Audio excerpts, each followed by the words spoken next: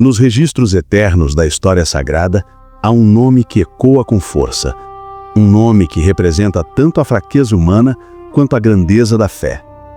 Hoje, em O Nome por Trás da Letra, eu te convido a mergulhar na vida de um homem que saiu de uma simples vida de pescador para se tornar uma das colunas mais poderosas do cristianismo. Um homem impulsivo, apaixonado, contraditório, mas profundamente transformado pelo amor daquele que o chamou à beira-mar. O nome dele era Simão. Em sua cidade, Betsaida, esse nome não chamava atenção. Era comum, simples. Significava aquele que ouve. E ele realmente ouviu, mesmo sem compreender totalmente o que escutava. Era um pescador robusto, com mãos marcadas pelo trabalho e pele queimada pelo sol da Galileia. Vivia entre redes, barcos e ondas. Cada amanhecer era uma batalha pelo sustento. Mas o que ele não sabia é que o céu já havia colocado os olhos sobre ele. Imagine aquele dia em que uma voz diferente, poderosa e ao mesmo tempo cheia de ternura ressoou sobre as águas do mar. Uma voz que olhou além da aparência, além do temperamento. "Segue-me", disse Jesus. Aquela simples palavra mudou toda a história. Simão deixou tudo, suas redes, seu barco, sua rotina, e seguiu aquele que transformaria não apenas o seu nome, mas o seu destino eterno. A partir desse momento, ele não seria mais Simão, mas Pedro, a rocha. Não por ser duro, mas porque o Espírito de Deus edificaria nele uma fé firme e inabalável. Jesus não viu o que ele era, mas o que ele se tornaria. E isso, meu amigo, é exatamente o que ele faz com você também. Pedro não era um homem fácil. Era intenso, falava sem pensar, agia sem medir. Quando Jesus andou sobre as águas, foi o único que teve coragem de sair do barco. Que fé, que ousadia, mas também quanta fragilidade. Porque quando desviou o olhar do mestre e se concentrou no vento e nas ondas, começou a afundar. Quantas vezes nós fazemos o mesmo? Mas aquele momento revelou algo mais profundo. Mesmo quando Pedro caiu, Jesus não o deixou afundar. Ele estendeu a mão e o levantou. Essa imagem é tão poderosa que ainda hoje refletem as nossas próprias vidas. Fé e medo, esperança e dúvida, queda e redenção.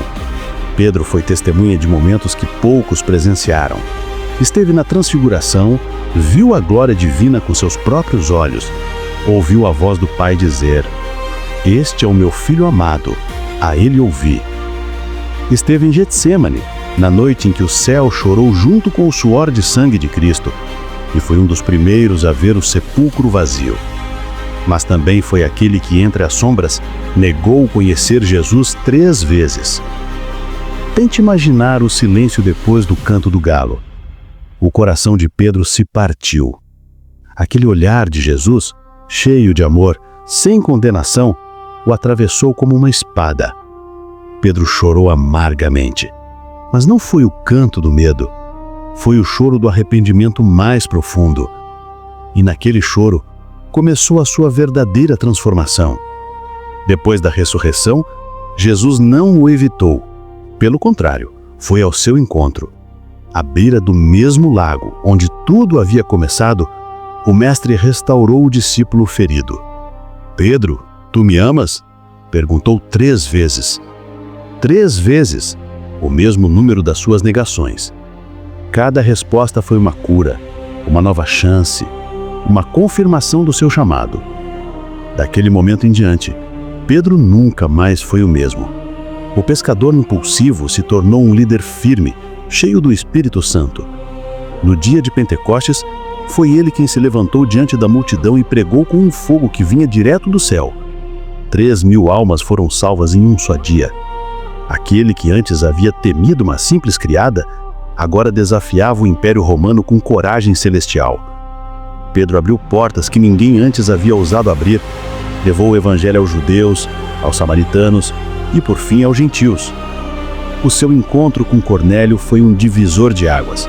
Ele entendeu que o amor de Deus não tem fronteiras, que o Espírito Santo pode descer sobre todos os povos sem distinção. A vida de Pedro foi uma jornada de constante redenção. Ele caiu sim, mas cada queda o aproximou ainda mais da graça. Foi um homem de carne e osso, cheio de falhas, mas profundamente tocado pelo poder transformador do Espírito Santo. E a sua história ainda hoje nos lembra: não importa quantas vezes você caia, se o Mestre te chamou, ele vai te levantar. Pedro morreu como viveu, com paixão. Segundo a tradição, foi crucificado em Roma, mas pediu para ser pregado de cabeça para baixo, pois não se achava digno de morrer como seu Senhor. Aquele que um dia negou a Cristo, terminou sua vida dando tudo por ele. E agora eu te pergunto, qual parte da história de Pedro mais tocou o seu coração? A fé ousada? A queda dolorosa? Ou a restauração gloriosa? Escreve aqui nos comentários. Quero saber o que o Espírito Santo falou com você através dessa mensagem. Você chegou até o final, mas esse não é o fim da história de Pedro e nem o seu. Jesus também está te chamando hoje, assim como chamou aquele pescador na Galileia. Ele está dizendo: segue-me. Talvez esse seja o seu dia de deixar as redes, os medos, as culpas e começar uma nova história com ele. Aqui, em O Nome por Trás da Letra, continuamos revelando o poder que se esconde por trás de cada nome, de cada história e de cada vida que o Criador tocou com sua voz.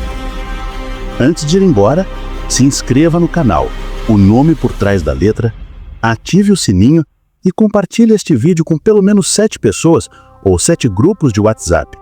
Lembre-se, 7 é o número da perfeição.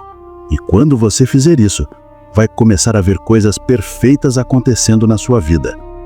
Nos vemos no próximo episódio, onde continuaremos revelando os mistérios que transformam corações e despertam almas.